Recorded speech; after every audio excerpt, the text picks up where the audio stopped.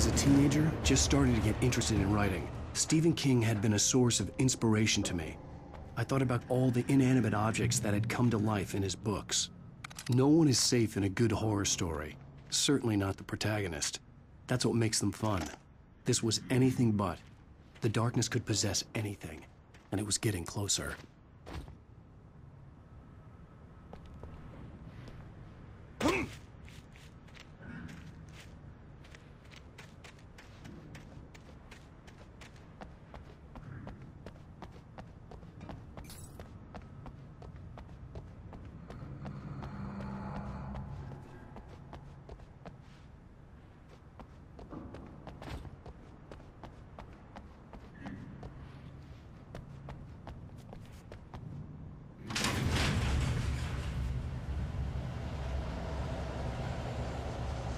Did you call 911?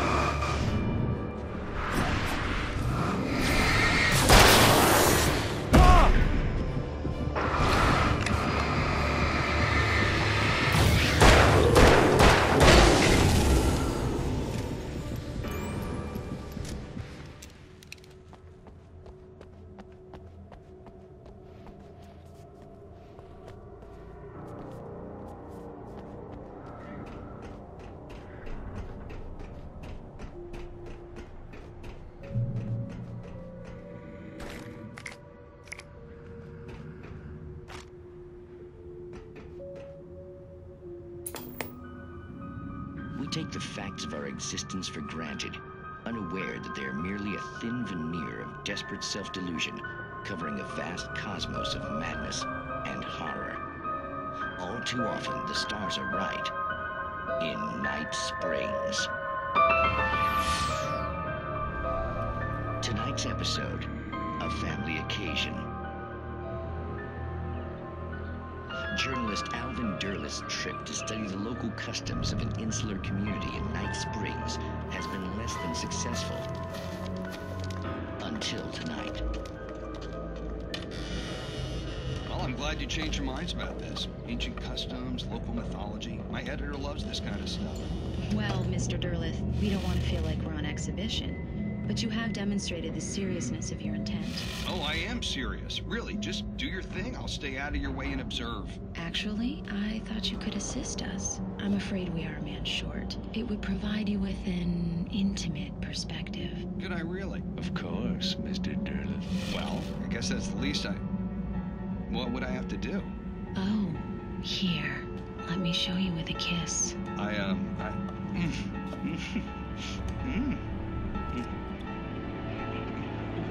What did you...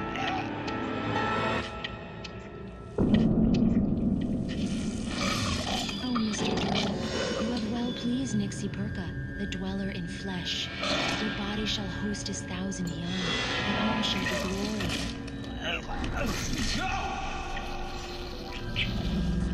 Shh, darling, be calm. Shh. Alvin Derleth learned a harsh lesson. If you go looking for mythology, it may come looking for you. And such quests always bear fruit. In Night Springs.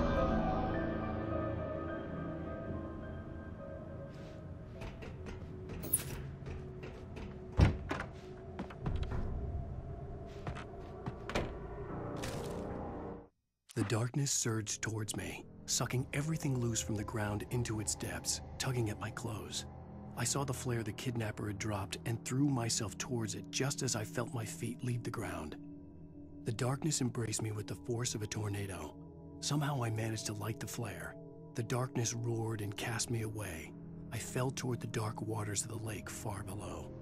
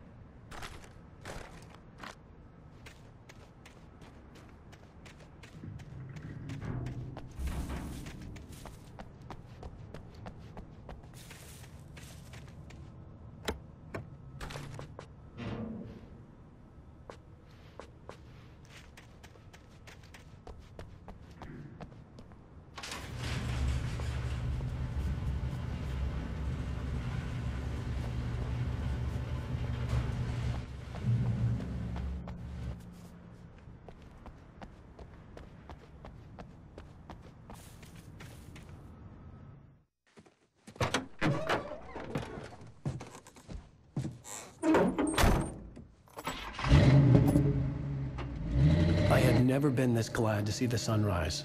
I had a couple of hours to get to the coal mine.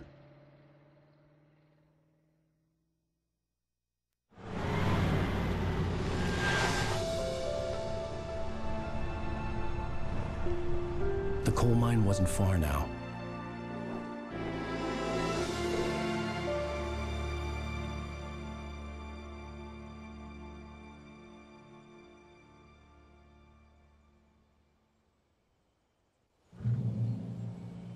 Today, I would meet the kidnapper, and he would give me Alice. I wouldn't give him any other choice. A drowning man will clutch at a straw. Little by little, without realizing it, I'd come to believe that the story in the manuscript was coming true. The current of its narrative had taken me deeper and deeper into dark waters. Alice had been taken from me. Barry was probably in jail. I was a fugitive from the FBI. The whole world taken over by the Dark Presence was trying to destroy me. It all felt real, but it matched a textbook case of insanity.